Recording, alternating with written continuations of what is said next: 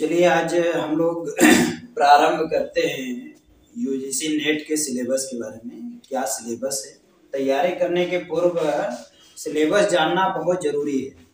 आपका साल में 2 बार परीक्षाएं होती हैं। अब जून वाला परीक्षा होने जा रही है, तो उस परीक्षा का तैयारी करने के लिए आपको पहले से प्रिपेयर होना पड़ेगा। अभी से जब लगेंगे तो उस पेपर को आप क्लियर कर पाएंगे। तो उसमें 2 पेपर होता है, एक फर्स्ट पेपर एक सेकेंड पेपर। फर्स्ट पेपर में 10 टॉपिक रहती है, उसके बारे में हम चर्चा करेंगे। फर्स्ट पेपर के बारे में UGC university grant commission national eligibility test, इसके बारे में आप लोग अच्छी तरीके से जानते होंगे क्योंकि आप परीक्षा दे रहे हैं। तो परीक्षा के दौरान आप उसको भली भांति परिचित होंगे कि नेट का एग्जाम कैसे होता है, किस तरीके से होता है, उसमें नेट क्या होता है, जेआरएफ क्या होता है, एसआरएफ क्या होता है, इसके बारे में जानकारी होगी। तो NET national eligibility test, JRF junior research fellowship होता है, एसआरएफ सीनियर रिसर्च फेलोशिप होता है।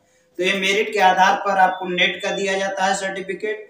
मेरिट अच्छी रहेगी तो जेआरएफ दिया जाता है, और फिर जब आप पीएचडी करना शुरू कर देते हैं तो उसके दौरान आपको प्रोफेसर के द्वारा प्रमोट करके एसआरएफ कर दिया जाता है।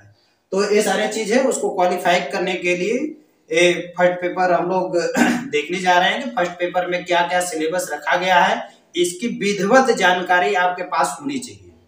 यदि विधिवत जानकारी सिलेबस के बारे में नहीं है तो आप कंटेंट कलेक्ट नहीं कर पाएंगे, और कलेक्ट नहीं कर पाएंगे तो उसको अच्छी तैयारी कर नहीं पाएंगे। तो आज से हम लोग शुरू करते हैं यूजीसी नेट फर्स्ट पेपर। इसमें सभी लोग जुड़िए और इसका लाभ उठाइए। तो पहला टॉपिक है, इसमें देखिए शिक्षण अभिरुचि। पहला टॉपिक है शिक्षण अभिरुचि। शिक्षण अभिरुचि, इसी को शिक्षण अभिवृत्ति के नाम से भी जाना जाता है। ठीक, तो इसमें शिक्षण संबंधी जितनी भी टेक्निक है वो सारे से आपकी परीक्षा में क्वेश्चन बनाए जाएंगे, और उससे कम से कम 5 क्वेश्चन, एक सेगमेंट से 5 क्वेश्चन, यहाँ 5 क्वेश्चन आपसे रखे जाएंगे। ठीक, तो शिक्षण अभिवृत्ति, टीचिंग एप्टीट्यूड। शिक्षण क्या होता है, शिक्षण कैसे किया जाता है, अधिगम क्या होता है, अधिगम की कंसेप्ट क्या होता है। अधिगम को लर्निंग के नाम से जाना जाता है। जो अधिगम करता होता है उसकी क्या होती है, मूल्यांकन प्रणाली। एक एक के बारे में हम विस्तार से अध्ययन करेंगे, लास्ट में उसको आगे बताएंगे कि शिक्षण अभिवृत्ति के अंतर्गत कौन कौन से पॉइंट रखे गए हैं, उस पॉइंट से कहां से क्वेश्चन आते हैं, इसके बारे में प्रथम हम लोग सिलेबस देख लेते हैं। दूसरा है शोध अभिवृत्ति। शोध अभिवृत्ति का मतलब रिसर्च एप्टीट्यूड। रिसर्च एप्टीट्यूड मतलब आप रिसर्च के लिए ये पेपर देने जा रहे हैं तो रिसर्च से संबंधित छोटे छोटे क्वेश्चन आपसे पूछे जाते हैं। जैसे फंडामेंटल रिसर्च क्या होता है, एक्शन रिसर्च क्या होता है, उसकी सैंपलिंग क्या होती है, मेथड कौन कौन सा होता है। तो ये सारे क्वेश्चन शोध अभिवृत्ति में पूछे जाते हैं। एकदम फिक्स क्वेश्चन है, वो परीक्षा में आते हैं, बशर्ते हुआ मेमोरी लेवल से अंडरस्टैंडिंग लेवल और रिफ्लेक्टिव लेवल के क्वेश्चन इस समय पूछे जा रहे हैं। तो रिफ्लेक्टिव लेवल चिंतन स्तर का क्वेश्चन आप तैयार करेंगे तो अधिक से अधिक आपको बेनिफिट हो सकता है वहां पर। नेक्स्ट है बोध गद्यांश, कॉम्प्रिहेंशन। एक गद्यांश दिया रहेगा, उससे 5 क्वेश्चन दिए रहेंगे, गद्यांश को पढ़कर वो 5 क्वेश्चन का जवाब देना पड़ेगा। नेक्स्ट चौथा टॉपिक इसका संप्रेषण, कम्युनिकेशन। कम्युनिकेशन इस समय बहुत ही इंपॉर्टेंट है क्योंकि आप जाएंगे हायर एजुकेशन में, असिस्टेंट प्रोफेसर बनेंगे तो आपको कम्युनिकेशन की बहुत जरूरत पड़ेगी। जैसे बच्चे हैं तो उससे आप कैसे कम्युनिकेशन स्थापित करेंगे, कैसे बातचीत करेंगे। तो संप्रेषण तकनीकी इसलिए दिया गया है कि कम्युनिकेशन के बारे में आप जान जाएं, जानने के पश्चात बच्चों से उसी तरीके से तालमेल करें। तो इसमें बहुत सारे क्वेश्चन आपका वहां कम्युनिकेशन से पूछे जाते हैं। वो टॉपिक एकदम सेट टॉपिक रखा गया है, उसी से 5 क्वेश्चन यहाँ से, 5 क्वेश्चन यहाँ से, 5 क्वेश्चन यहाँ से, 5 क्वेश्चन यहाँ से। नेक्स्ट है 5वां गणितीय तर्क और अभिवृत्ति, मैथमेटिकल रीजनिंग एंड एप्टीट्यूड। इसमें गणितीय मतलब कि मैथमेटिक्स से कुछ क्वेश्चन दिए जाएंगे, मैथमेटिक्स से कुछ क्वेश्चन दिए जाएंगे। उसमें क्या है कि जैसे मीन मीडियम मोड से क्वेश्चन आता है, कुछ आपके परसेंटेज से क्वेश्चन आता है। तो इस तरीके से वहां हम लोग विस्तार से इसका अध्ययन करेंगे। Next logical reasoning.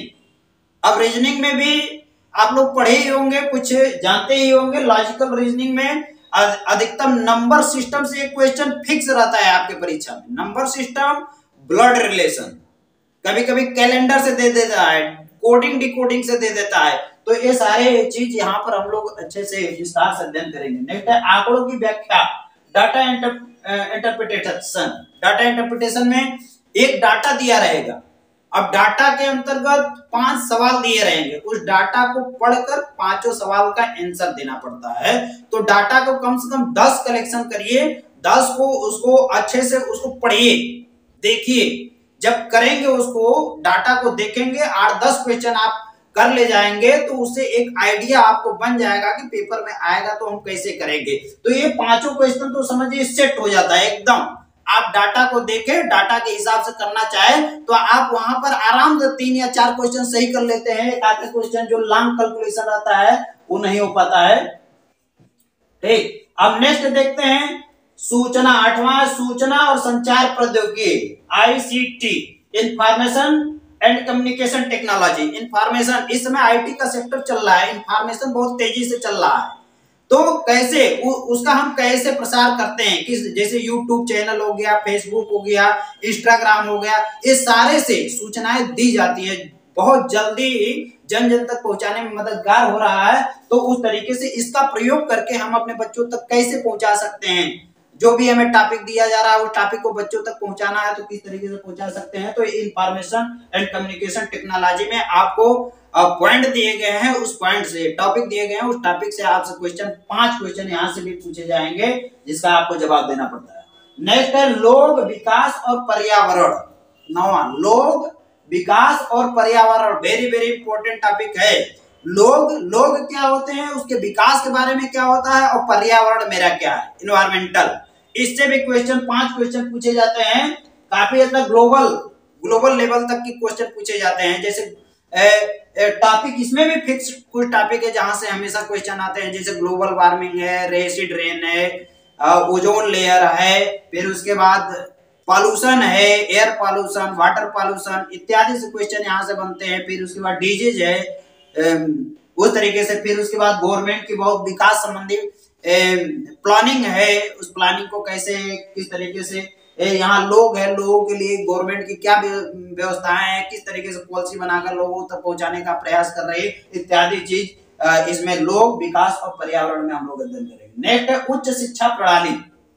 आप जाएंगे नेट क्वालिफाइड करके तो आप उच्च शिक्षा प्रणाली में ही जाएंगे, तो वहां पर उस शिक्षा प्रणाली को आपको जानना पड़ेगा कि हमारी उच्च शिक्षा प्रणाली क्या है। इसके अंतर्गत भारतीय शिक्षा के इतिहास के अंतर्गत जितनी भी संस्थाएं दी गई हैं, पुरानी संस्थाओं के बारे में पढ़ना है, वर्तमान में जितनी संस्थाएं उनके बारे में पढ़ना है। फिर उसके बाद केंद्रीय यूनिवर्सिटी कितना है, स्टेट की यूनिवर्सिटियां कितनी है, डीम्ड यूनिवर्सिटी कितनी है, फिर उसके बाद ओपन यूनिवर्सिटी कितनी है, ओपन यूनिवर्सिटी का कार्य प्रणाली क्या है, ओपन यूनिवर्सिटी का कंसेप्ट कहां से है, इत्यादि चीज ये सारे इसमें उच्च शिक्षा प्रणाली में हम लोग पढ़ेंगे। कभी कभी तो डायरेक्ट क्वेश्चन आता है, भारत देश में कितनी सेंट्रल यूनिवर्सिटियां हैं, कितनी सेंट्रल यूनिवर्सिटियों को मान्यता प्रदान किया गया, या पूछा जाता है निम्नलिखित में से कौन सी सेंट्रल यूनिवर्सिटी नहीं है। अब पूरे यूनिवर्सिटियों के बारे में आप जानेंगे तब तो बता पाएंगे निम्नलिखित में से कौन सी सेंट्रल यूनिवर्सिटी नहीं है। फिर डीम्ड यूनिवर्सिटी के बारे में पूछा जाता है, ओपन यूनिवर्सिटी के बारे में पूछा जाता है, ओपन यूनिवर्सिटी की कार्य प्रणाली क्या है, इत्यादि ये सारे डिस्कशन हम लोग करेंगे। तो ये सारे सिलेबस आपको समझ में आ गया होगा। इसमें सारे से 55 क्वेश्चन आते हैं, मतलब 50 क्वेश्चन आपको दिए जाते हैं, 50 क्वेश्चन आपको करना पड़ता है, और 50 क्वेश्चन में इसमें अच्छा मार्क यदि गेन करते हैं तो सब्जेक्ट का आपका मिलाकर अच्छा गेन हो जाता है। JRF क्वालिफाइड करने के लिए इस पेपर को अच्छे तरीके से पढ़ना पड़ता है, क्योंकि यह 10 टॉपिक 10 क्षेत्र से लिया गया है। मैं आप लोगों को बहुत विधिवत तरीके से इसका टॉपिक को भी समझाऊंगा, फिर उसके बाद टॉपिक के अंतर्गत जो भी दिए गए हैं क्वेश्चन बनते हैं वो क्वेश्चन को भी मैं बारीकी से अध्ययन कराऊंगा। तो आज हम लोग शुरू कर देते हैं। आज टॉपिक देख लेते हैं कि पहला है शिक्षण अभिवृत्ति, टीचिंग एप्टीट्यूड के अंतर्गत क्या क्या रखे गए हैं, और इसका हम लोग किस तरीके से अध्ययन करेंगे कि हम परीक्षा में 5 क्वेश्चन दिए जा रहे हैं, 5 का 5 कर ले, और 100% आप समझेंगे तो 5 का 5 क्वेश्चन आप आराम से कर ले जाएंगे, उसमें कोई दिक्कत नहीं है। तो आप समझते चलिए उसको और मेमोरी में बैठाते चलिए, उसका जितना आप पढ़ते जा रहे हैं उसका किताबों से भी अध्ययन करिए, नोट्स बनाइए। नोट्स नाना प्रकार का इधर उधर वीडियो देखने से क्या होता है, माइंड डाइवर्ट हो जाता है। किताब ले लीजिए, जितना आपको पढ़ाते चल रहे हैं उसको देखते चलिए, अपना खुद का नोट्स बनाइए, कलेक्शन करिए, क्वेश्चन का बैक पेपर का लेकर क्वेश्चन का कलेक्शन करिए, कलेक्शन करने के बाद उसको हल करने का प्रयास करिए, और जो नहीं समझ में आता है कमेंट बॉक्स में दीजिए, मैं यहाँ पूरा आपको समझाने का प्रयास करूंगा, और पूरा टॉपिक एक एक टॉपिक में क्लियर कर डालूंगा कि 50 में 50 क्वेश्चन आप कर सकते हैं। उसको थोड़ा सा माइंड क्लियर करेंगे, और यही इसका फर्स्ट पेपर का नंबर जो गेन करते हैं यही आपके सब्जेक्ट वाले में जुड़ता है, और अच्छा खासा आप मार्क गेन करते हैं, और गेन करने के बाद आपका जेआरएफ में चयन हो जाता है, और जेआरएफ लेकर जाते हैं तो आराम से आपको पीएचडी में इनरोल मिल जाएगा। स्कॉलरशिप भी अच्छा खासा आपको मिलेगा, ताकि पढ़ाई लिखाई करने में समस्या नहीं है। तो आज हम लोग शुरू कर देते हैं शिक्षण अभिवृत्ति, टीचिंग एप्टीट्यूड। टीचिंग एप्टीट्यूड क्या होता है, इस समय के परिवेश में शिक्षा जगत में इसका बहुत बड़ा योगदान है कि शिक्षण क्या होता है, अधिगम क्या होता है, अधिगम का मतलब लर्निंग, लर्निंग क्या होता है, टीचिंग क्या होता है। एक क्वेश्चन 100% इससे रहेगा, टीचिंग अवधारणा, उद्देश्य, शिक्षण का स्तर, इसमें स्मरण स्तर, समझ स्तर और विचारात्मक स्तर, इसकी विशेषताएं और मूल अपेक्षाएं। अब यहां से क्वेश्चन क्या बनता है, पहला teaching, what is teaching, teaching क्या होता है, लर्निंग क्या होता है, क्या टीचिंग के बगैर लर्निंग हो सकता है, टीचिंग के बगैर लर्निंग हो सकता है, लेकिन बिना लर्निंग का टीचिंग नहीं हो सकता है, बिना लर्निंग का टीचिंग नहीं हो सकता है। अधिगम तभी होगा, शिक्षण तभी होगा जब अधिगम होगा, शिक्षण तभी होगा जब अधिगम होगा, और यदि अधिगम नहीं हो रहा है तो शिक्षण नहीं है, वो शिक्षण है ही नहीं है।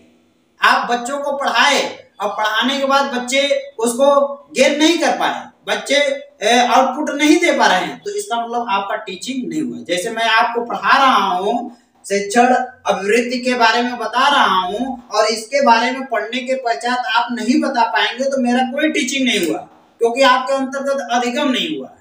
तो इसको बारीकी से समझना है, तो पहले हम पुटअप कर देते हैं कि टीचिंग एप्टीट्यूड में क्या क्या रखा गया है, फिर एक एक सेगमेंट लेकर चलेंगे इसका कि टीचिंग क्या होता है, लर्निंग क्या होता है। तो पहला में देखिए रखा गया टीचिंग, अवधारणा, उद्देश्य। अवधारणा का मतलब कंसेप्ट, इसका कंसेप्ट क्या है, टीचिंग का कंसेप्ट, केवल उसको समझ जाएंगे कि टीचिंग यही है, लर्निंग यही है, तो आप आराम से क्वेश्चन कर ले जाएंगे, टीचिंग यही है, लर्निंग यही है। टीचिंग का मतलब पढ़ाना होता है, लर्निंग का मतलब अधिगम करना होता है, अधिगम करना का मतलब अपने व्यवहार में अस्थायी परिवर्तन लाना, अपने व्यवहार में अस्थायी परिवर्तन लाएंगे, वही मेरा अधिगम, अधिगम में सीखना होता है। तो इस तरीके से इसका कंसेप्ट है। इसको ऑब्जेक्टिव, ऑब्जेक्टिव का मतलब इसका उद्देश्य क्या है, टीचिंग का उद्देश्य क्या है, टीचिंग का उद्देश्य क्या है, इसका उद्देश्य क्या है, अधिगम कराना, लर्निंग। टीचिंग का उद्देश्य क्या है, लर्निंग। यदि लर्निंग नहीं हो रहा है तो टीचिंग नहीं हो रहा है। इसका सिंपल सा है कि आप टीचिंग करा रहे हैं तो बच्चों के अंतर्गत लर्निंग होना चाहिए, उसको सीखना चाहिए, तब तो टीचिंग हो रहा है, वरना टीचिंग नहीं है। एक लाइन का उद्देश्य है सिर्फ इसका कि आप टीचिंग किए, लर्निंग होना चाहिए। नेक्स्ट, शिक्षण का स्तर, कितने स्तर पर टीचिंग होता है। तो पहला है स्मरण स्तर, मतलब मेमोरी लेवल, दूसरा है समझ स्तर, अंडरस्टैंडिंग लेवल, और विचारात्मक स्तर, रिफ्लेक्टिव लेवल। तो इसमें अब क्वेश्चन आपके पेपर में जो पेपर बनाया जाता है, फर्स्ट पेपर का या सेकंड पेपर का, उसमें जितने भी क्वेश्चन आपके बनाए जा रहे हैं वो रिफ्लेक्टिव लेवल का होंगे। जैसे यहाँ आप स्मरण स्तर दिया है, स्मरण स्तर का मतलब मेमोरी लेवल, मेमोरी लेवल की बात होती है।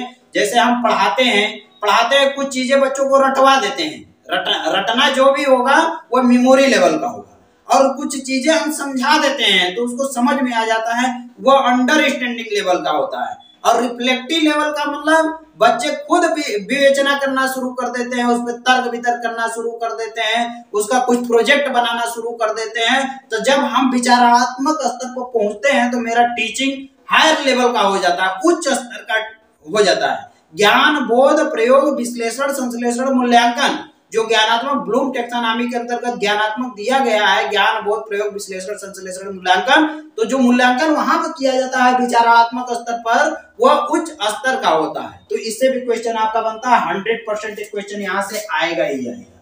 ठीक, समझ में आया। अभी इसको हम विस्तार से अध्ययन करेंगे। आज केवल आपकी मेमोरी में बैठा रहे हैं कि कौन कौन सा टॉपिक है, किस तरीके से है, उस टॉपिक को समझिए, फिर उसके बाद इसका विस्तार से हम लोग अध्ययन करेंगे। नेक्स्ट, शिक्षार्थी की विशेषताएं। शिक्षार्थी की विशेषताएं मतलब कैरेक्टरिस्टिक्स ऑफ द लर्नर, जो अधिगम करता है, जो पढ़ने वाला है, मतलब विद्यार्थी जो है उसकी विशेषताएं क्या होती है। तो उसकी विशेषताओं में आपको केवल दो पढ़ना है, किशोर और वयस्क विद्यार्थी, मतलब किशोरावस्था और प्रौढ़ावस्था। ऐसे आपका तो कई स्टेप में है, शैशवावस्था, पहले तो भ्रूणावस्था आता है, फिर उसके बाद शैशवावस्था, शैशवावस्था बाल्यावस्था, बाल्यावस्था किशोरावस्था, किशोरावस्था के बाद प्रौढ़ावस्था, प्रौढ़ावस्था के बाद वृद्धावस्था, जरावस्था।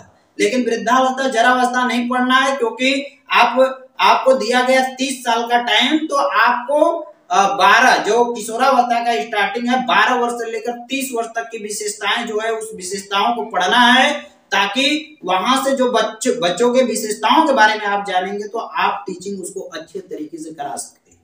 यदि विशेषता नहीं जानेंगे तो नहीं करा सकते। तो इसमें किशोरावस्था और वयस्कावस्था, मतलब आपको किशोर के बारे में पढ़ना है, प्रौढ़ के बारे में पढ़ना है, 12 से 18 वर्ष, 18 से 25 वर्ष, ये दोनों का कैरेक्टरिस्टिक्स जानना है। तो एक क्वेश्चन आपका यहां से भी आता है। अब इसका कैरेक्टरिस्टिक्स क्या दिया है, शैक्षिक स्तर में भी पढ़ना है, सामाजिक स्तर में भी पढ़ना है, भावनात्मक स्तर में भी पढ़ना है, संज्ञानात्मक स्तर में, और व्यक्तिगत विभिन्नताएं, इंडिविजुअल डिफरेंस, ये दोनों में इंडिविजुअल डिफरेंस क्या है, उसके अंतर्गत डिफरेंस है, तभी तो उसको अलग अलग तरीके से मेथड से सिखाने का प्रयास किया जाता है। तो किशोरावस्था, वयस्कावस्था, किशोर को जानते ही हैं, किशोरावस्था 9 से 12 तक की कक्षाओं में पाए जाते हैं बालक, उनकी उफान एवं तूफान की अवस्था होती है स्टेनले एंड हॉल के अनुसार। ठीक, जब वह थोड़ा मेच्योर होते हैं तो वह उसमें थोड़ा परिवर्तन हो जाता है, सामाजिक रूप में परिवर्तन हो जाता है, सामाजिक गुण उसके अंतर्गत आना शुरू कर देते हैं, अपने कैरियर के बारे में समझना शुरू कर देते हैं, इत्यादि चीज इसके अंतर्गत है। तो एक एक स्टेप टू स्टेप हम लोग समझेंगे, शैक्षिक, सामाजिक, भावनात्मक, संज्ञानात्मक तथा व्यक्तिगत विभिन्नताएं, इसके बारे में कि किशोर का क्या लक्षण होता है और वयस्क का क्या लक्षण आता है। 1 नंबर यहाँ से 100% आता है हर परीक्षा में, जितना भी आप यूजीसी नेट पेपर का दे रहे हैं, हर परीक्षा में टीचिंग एप्टीट्यूड में एक शिक्षण और अधिगम से क्वेश्चन आता है, एक आपका किशोरावस्था और वयस्कावस्था, अधिकतर किशोरावस्था से क्वेश्चन वहां पूछे जाते हैं। नेक्स्ट है शिक्षण प्रभावक तत्व। शिक्षण प्रभावक तत्व, शिक्षण प्रभावक तत्व, teaching affecting factor. Teaching affecting factor, जो हम शिक्षण कर रहे हैं उसमें कौन कौन सा फैक्टर है जो शिक्षण को प्रभावित कर देता है। जैसे आपके परीक्षा में पूछा जाता है शिक्षक का शैक्षिक स्तर या शिक्षक का पारिवारिक स्तर, पारिवारिक स्तर पूछा गया, पारिवारिक स्तर अधिगम कराने में बाधा उत्पन्न कर सकता है, तो शिक्षक का पारिवारिक स्तर अधिगम कराने में बाधा उत्पन्न नहीं कर सकता है, लेकिन विद्यार्थी का पारिवारिक स्तर अधिगम करने में बाधा उत्पन्न कर सकता है। जैसे गरीब परिवार का बालक है, उसके पास पैसा नहीं है, तो टीचिंग में बहुत सारी बाधाएं आती हैं और कहीं ना कहीं अधिगम करने में वंचित रह जाता है। लेकिन शिक्षक का ये आर्थिक स्तर, पारिवारिक स्तर, इसका कोई मायने नहीं रखता है। यदि उसके पास अच्छा ज्ञान लेवल है तो अपने बच्चों को अधिगम करा लेगा, उसके परिवार का पृष्ठभूमि चाहे कुछ भी हो, लेकिन वह अच्छा शिक्षक है तो बच्चों को अधिगम कराने में सफल होता है। लेकिन बच्चों का पारिवारिक पृष्ठभूमि अधिगम को प्रभावित करने का प्रयास करता है। ये सारे क्वेश्चन आपके नेट की परीक्षाओं में पूछे गए हैं।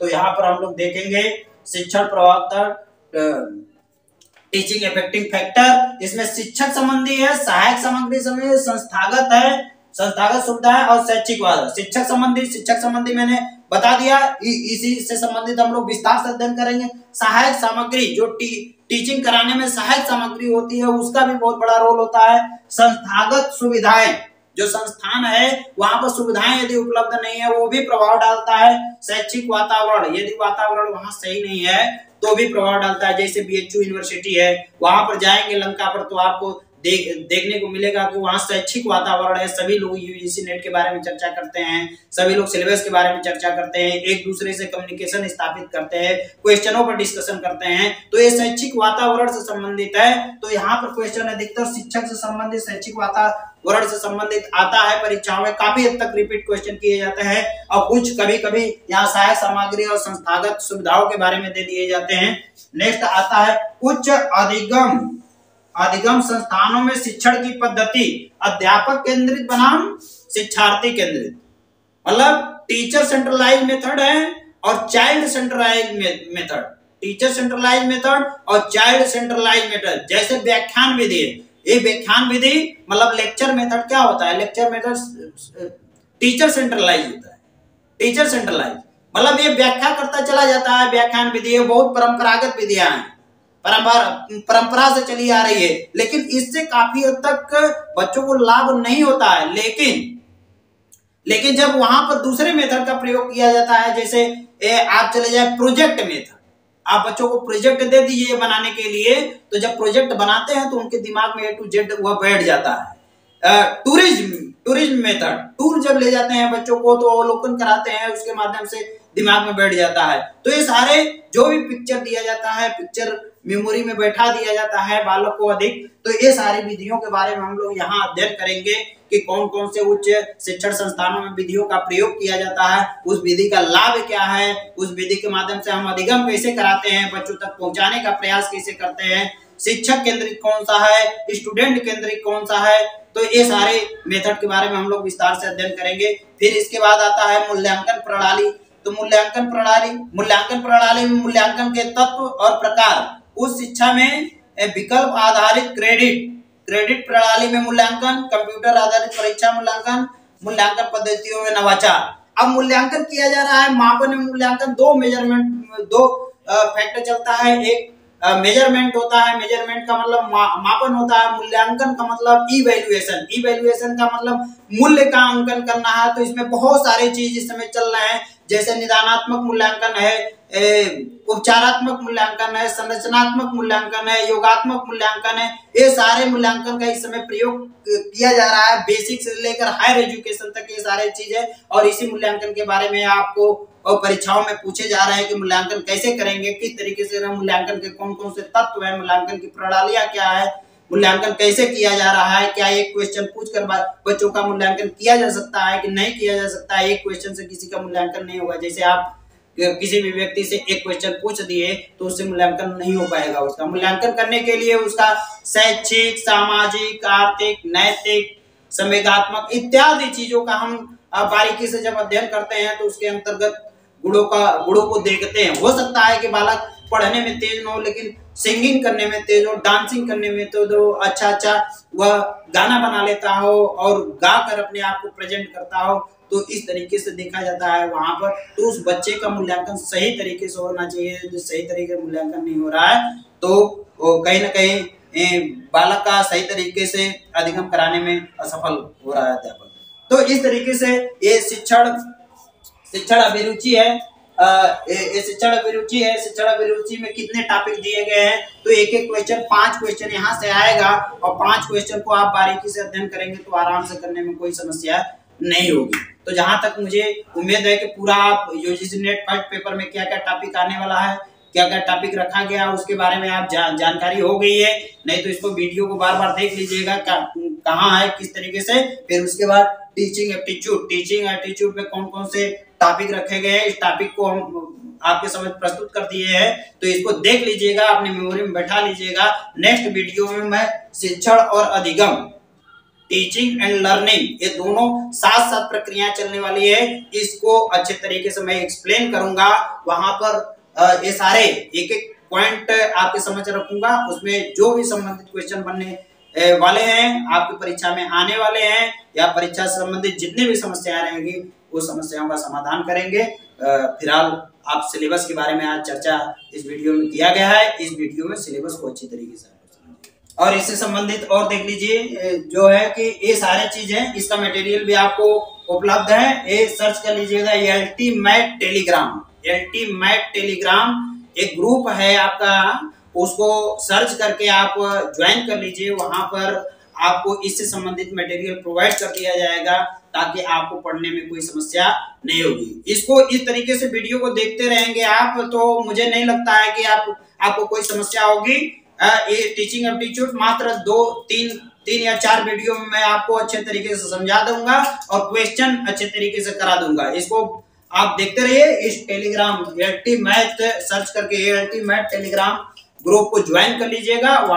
वहां पर जो भी समस्या आएगी उस समस्या को रखिएगा, उस समस्या का समाधान किया जाएगा और उसी पर आपको मैटर उपलब्ध करा दिया जाएगा।